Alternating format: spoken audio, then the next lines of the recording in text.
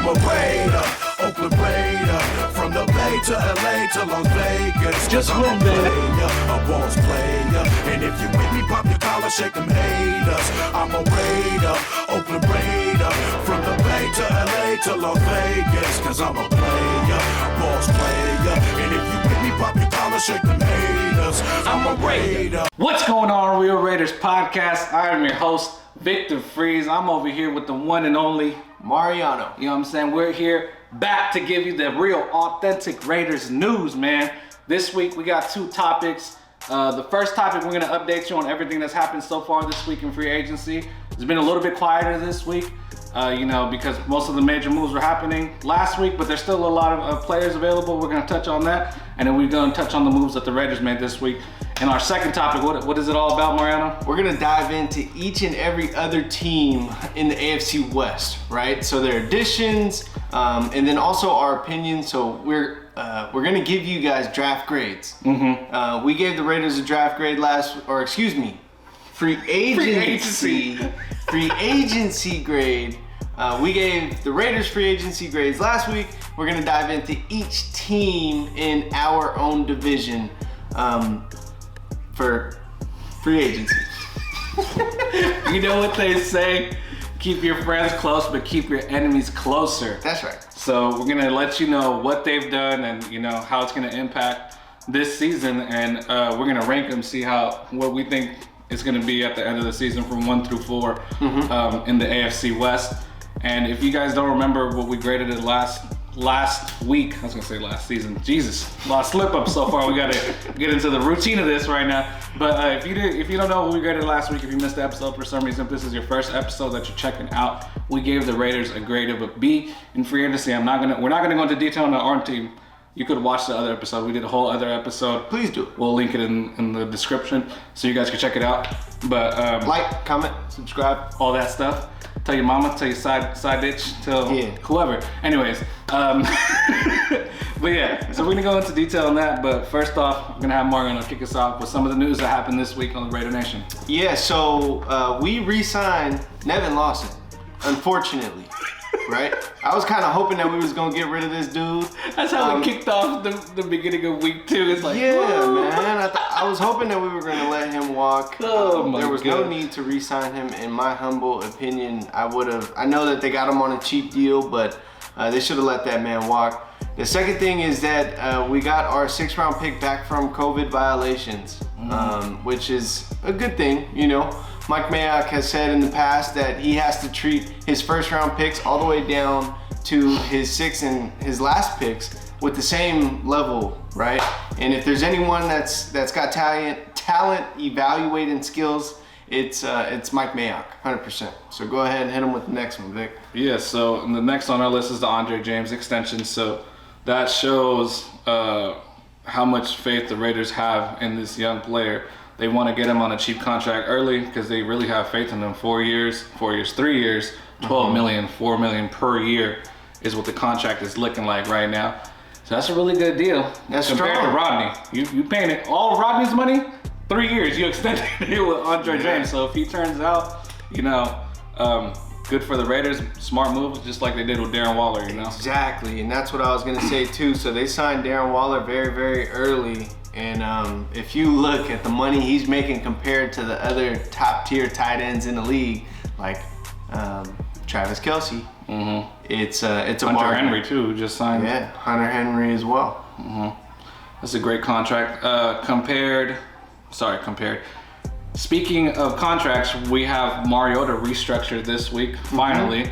We were talking about it last week and previous weeks. Prior to that, Jesus, we gotta get it together. Bejeebus. He restructured. He went from $10 million all the way down to $3 million. And it's because 3.5, excuse me. And no trade clause. No trade clause. Well, he gets to pick who he gets to get traded to, basically. No trade clause. That's what the. Yeah. Okay. All right. That's Just breaking it down. That's the point of a no trade clause. I'm breaking it down. I'm breaking it down for them so they understand. You know what I'm saying? Right. Some people aren't as football savvy as me and you. You know what I'm saying? Right. Some people are more savvy than us. True that. Anyways, we got Mariota on a restructure. Great news, great QB2, especially if anything were to happen to Carr. God willing, nothing happens to him. I said God hoping. What is wrong? God willing. Now we're both off today. Yeah, we're 100%. a little bit off. We'll get it together for the rest of the episode though. Yeah. But definitely Marcus Mariota restructure. I'm huge on that. And if a team needs the quarterback by the time draft day comes, that's another good thing for us. He could pick whoever he wants to go. So it's still we could move whichever way we want to with Marcus Mariota basically. Marcus Mariota? I said Marcus Mariota. You sound like it. All right, we'll let you hit him with the next two since I can't talk. So we signed 2 defensive linemen that I didn't hear about prior to this, prior to them signing them, which was Matt Dickerson as well as Darius Philon, or Philo, I don't know how you say Philon. it. Philon. Never heard of them, so we'll see how it goes. They might just be bodies. Can't bodies, yeah. Exactly. And they officially re-signed Incognito this week. That's another one. We knew that. It just became official this week. There's no news on Nassib restructure, so I'm expecting that to come down the pipeline here shortly. He's making way too much money for the production he's putting out, and honestly, I would have preferred to see them move on from him. Yeah, especially with all the D-line depth that we got so far. Yeah, exactly. Yeah. So, I mean, go ahead. And then yesterday, was it yesterday or today? One of the 2 days, we signed... that was today. That was today, there you go. We signed Willie Snead, another wide receiver for depth on our team. Yeah. Back in the Saints days, he was a really good wide receiver. Ravens, I don't know. Well, look, man. Lamar Jackson can't throw past 40 yards down the field, and he is a speedster type guy. Yeah. It is very, very apparent that the Raiders are targeting specific body type at receiver. Yeah. It's obvious. We want the quick twitch, fast receivers, which is a good thing. I mean, again, we've covered this in the previous episodes that the Raiders are going to attack down the field, throwing the ball, and anything over the middle, just in common sense, is going to be Darren Waller's territory, right? So that's just kind of in Renfro as well, right? So we have the quick possession receivers, which would be Waller and Renfro. Everyone else is a speedster. Take the top off. Yeah. Definitely. Mm-hmm. And that pretty much wraps it up for every move and update we got for this week. One last thing for me. Got some. Yeah, this is a really, really big thing that happened today. Jaron Reed, defensive tackle of the Seattle Seahawks, got released today as a cap casualty because they acquired Gabe Jackson, right? So how cool would this be if the Raiders actually acquired Jaron Reed, and it'd almost be like a trade. Yeah, we could have just...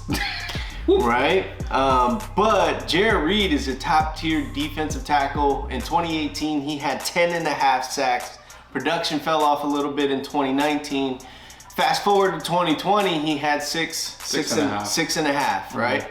So to get that push from the middle of the defensive line would be huge, obviously. And we got the dude coming off of the edge by the name of Yannick Ngakoue. So yeah, if there's anyone I'm banging the table for, it's Jaron Reed right now. Yeah, and that definitely helps limit like where we go in the first round. At that point it'd be safety or outside linebacker, right? I believe. Michael Parsons. I was looking at that too. I love that. That's a generational player right there. That is a big man moving very fast. So hopefully we could get that, because if not, that leaves the door open for 3 possibilities. If not, I'd rather limit it down to 2, Right. But definitely that's a good one. Mariano brought this upon me literally right before we started the show. So that's a good one to add into the notes, Mariano. We should definitely sign Jaron Reed, who just became a free agent today. Yeah. So we are on to segment number 2.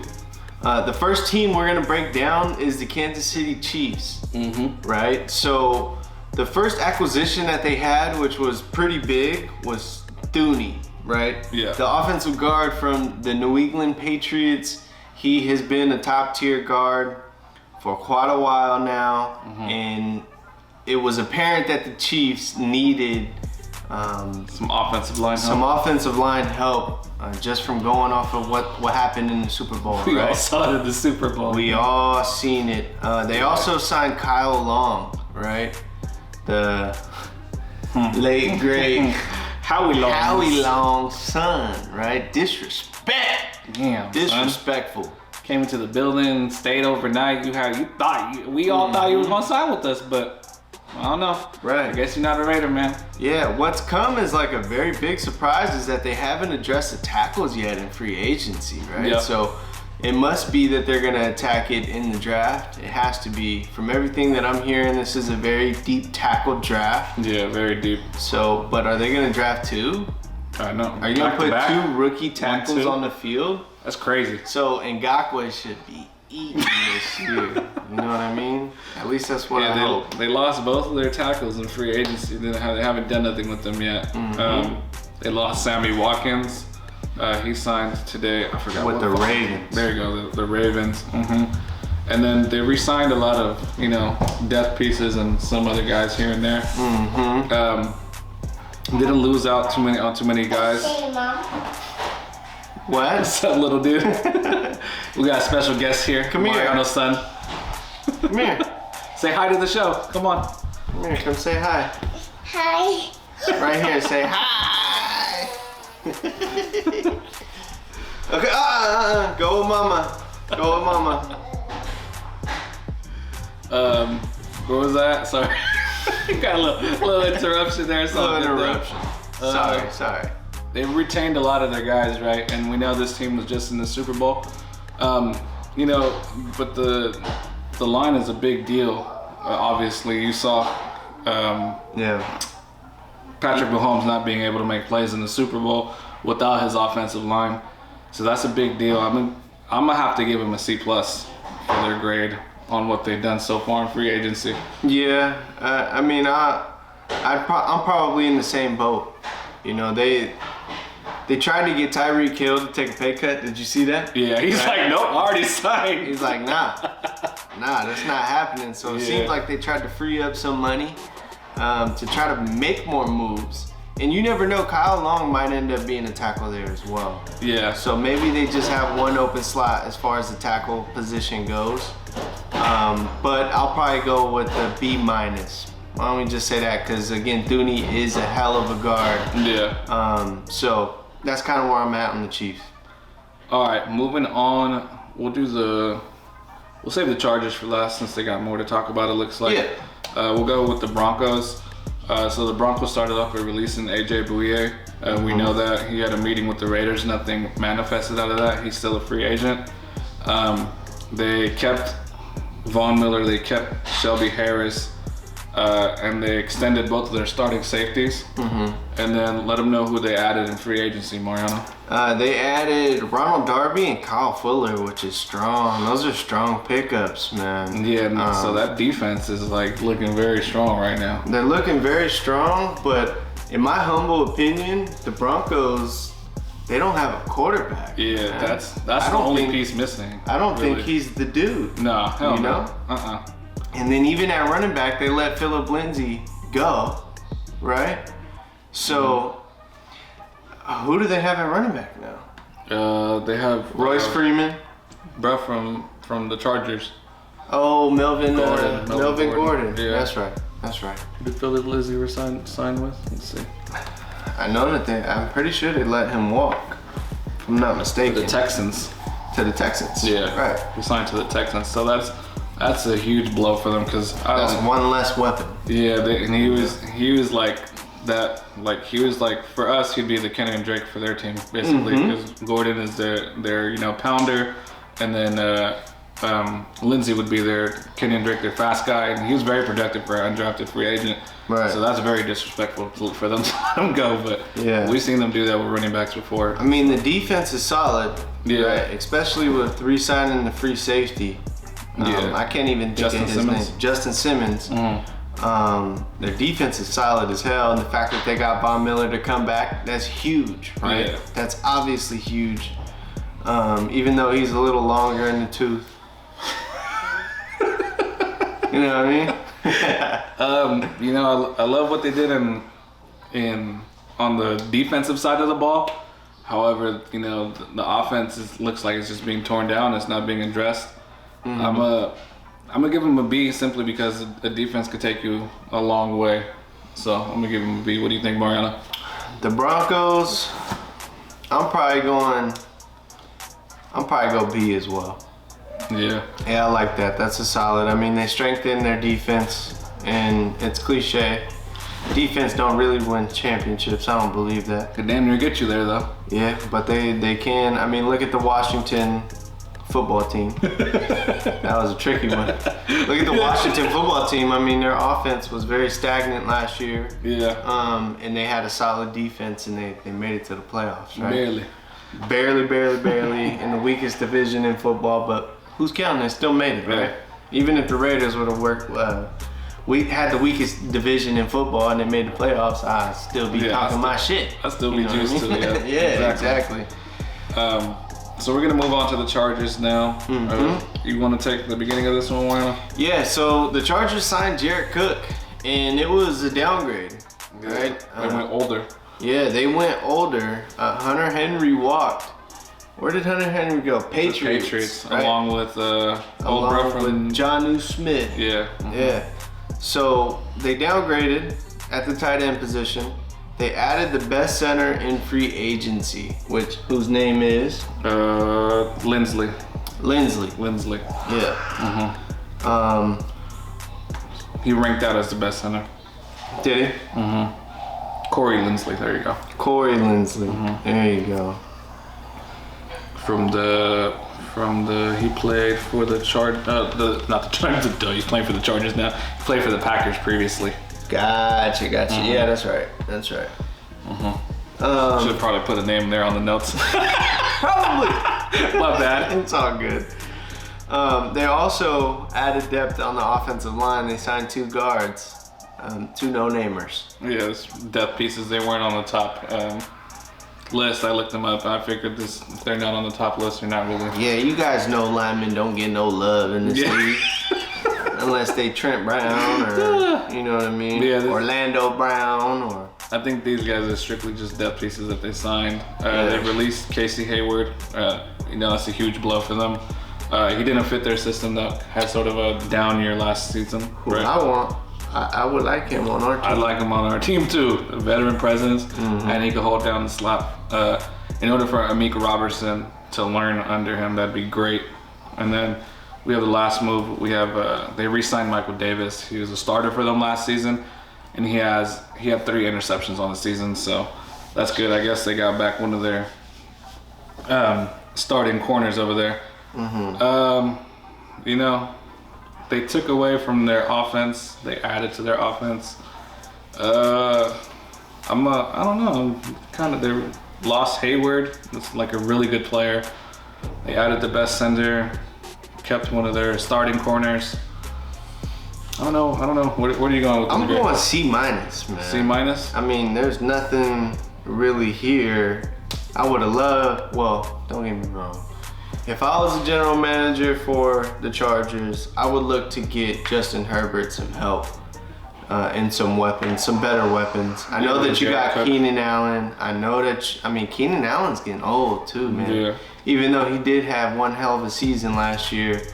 And then Mike Williams, he's too inconsistent. Yeah. You know? Injured often too. Now, if they were to get a speed burner receiver for Justin Herbert, I think that, you know, we would probably be in trouble.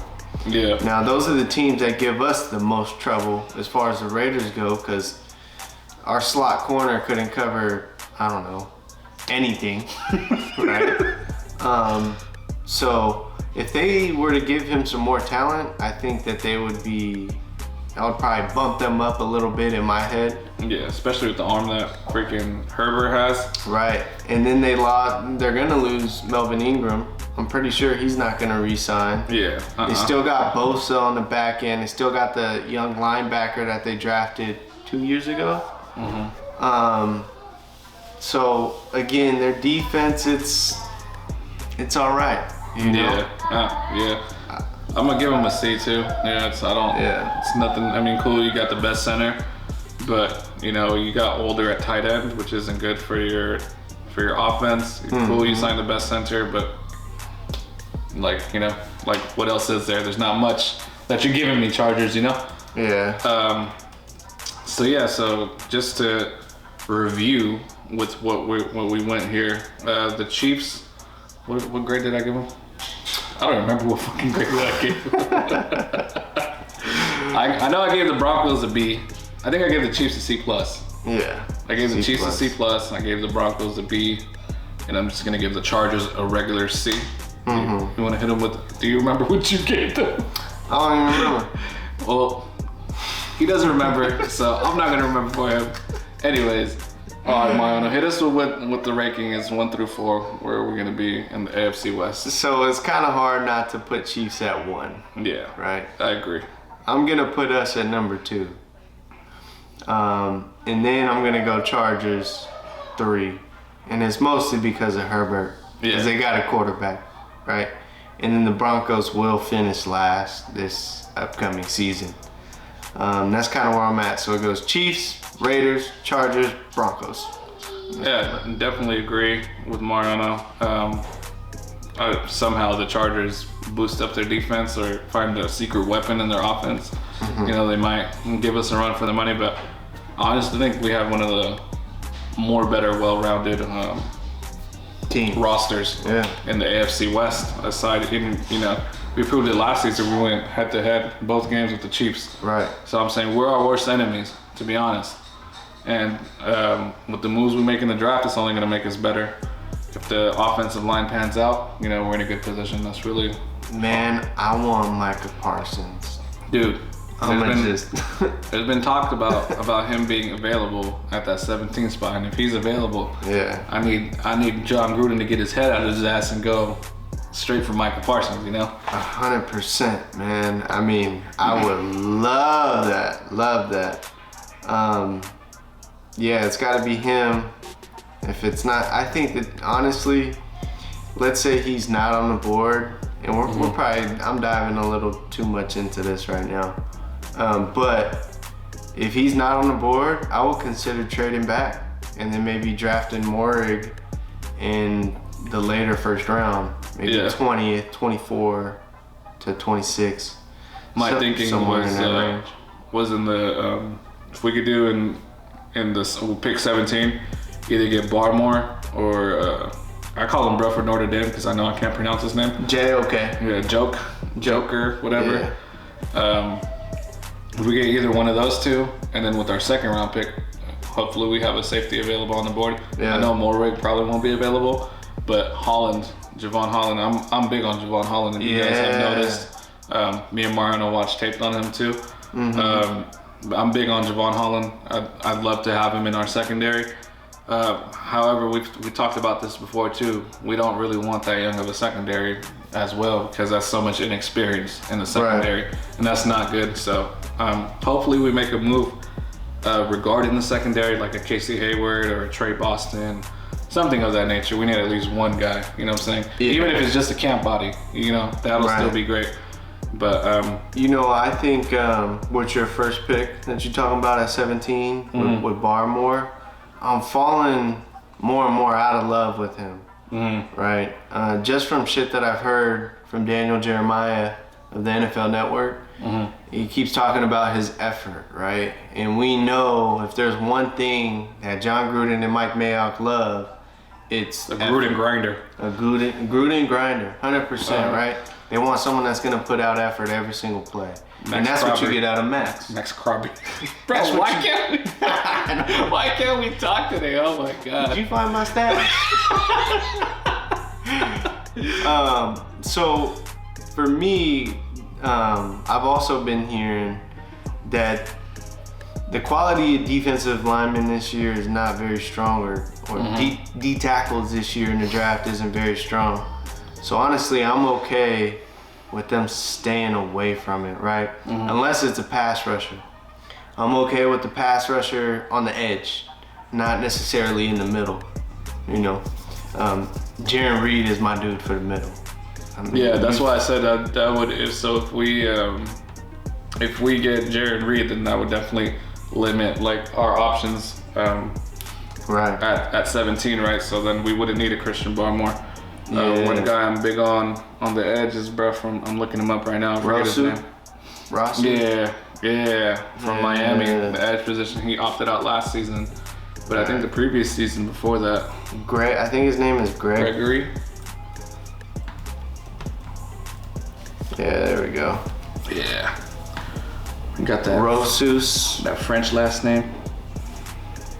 Yeah. Yeah. I think he had how many sacks last season? He's 6'7", 253 pounds. In 2019, he had 15 and a half sacks, 2 forced fumbles, 1 fumble recovery. Yeah, so the boy got the production. He hasn't played a lot in college, but looks like he has the intangibles. I'm big on him. Like I said, we love Micah Parsons. Oh my God. We love Joe too. I like. There's Quiddy. He's undersized for a linebacker. He played. He's 6'1", 215 pounds, right? Which is a little undersized, man.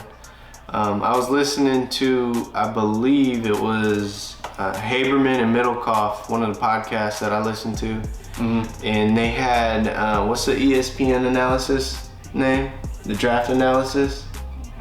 Dude, that's from the East Coast. You know what I'm talking about, though, right? Yeah. So he was talking about how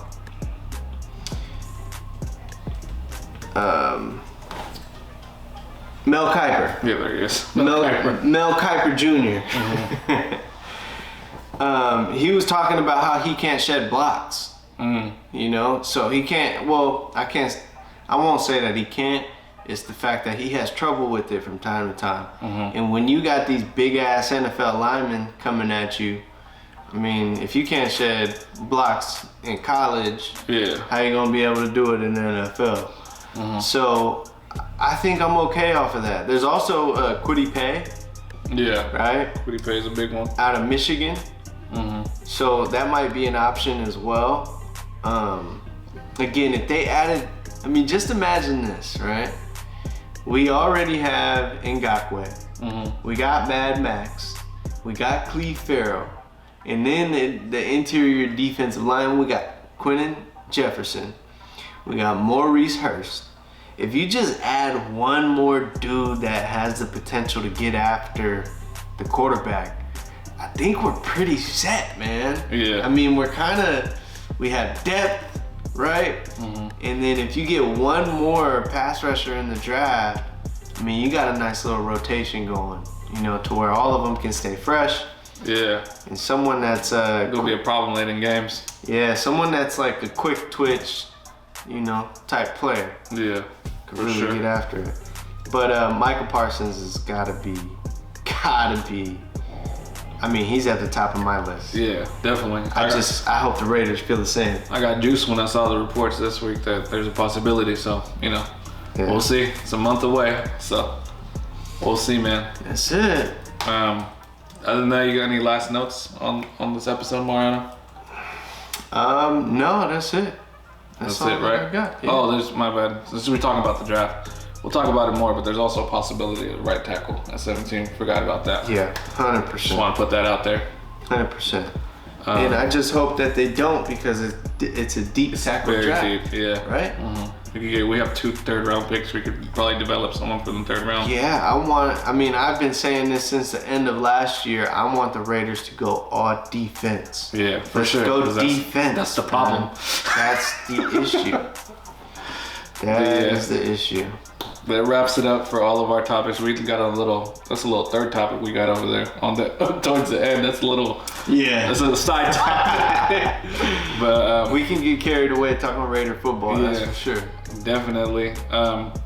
That's all we got this week. Let us know what you guys think about our grades and the moves that our AFC West rivals have made. Let us know if you disagree with this, if you agree, what you guys think about this, man. Leave it in the comment down below. We're always responding, always down to interact with the Raider Nation. Let us know what you think about our grade that we gave the Raider Nation. We gave the Raider Nation a B grade. We're gonna put the our draft analysis. Why do we keep on saying draft? A free agency analysis in the description. So check that out if you haven't done so. And if this is the first video you're checking out, I appreciate you, man. I appreciate you for rocking with us. 100%. Like we said earlier, if you like it, share it, comment, subscribe, do all that good stuff, you know. And leave us a review on the podcast. Yes, that helps us out a lot. It gets us boosted up on the search engine, you know. It does algorithms and stuff like that, you know. We've been adding more people on the Instagram day to day. It's been amazing. It's an honor interacting with you guys. I'm looking forward to keep on talking about this, and pretty soon we're gonna have to start doing these mock draft videos, Mariano. So I'm looking forward to that. That's gonna be pretty fun. I'm gonna dive more into the later rounds. You know, the earlier rounds I usually know more about, and then this is gonna give us an opportunity to dive into the later rounds and learn more about those players. Yeah. Exactly. So that's gonna be fun. You guys should look forward to that, and probably have a guest. Probably have Bomber soon, right? Yeah. Come on the show. So. Blind Bomber. Shout out Blonde Bomber. So look forward to that, you guys, and appreciate you guys. You got any last words, Mariano? Nah, that's it. All right, man. This is the Real Raiders. We're out.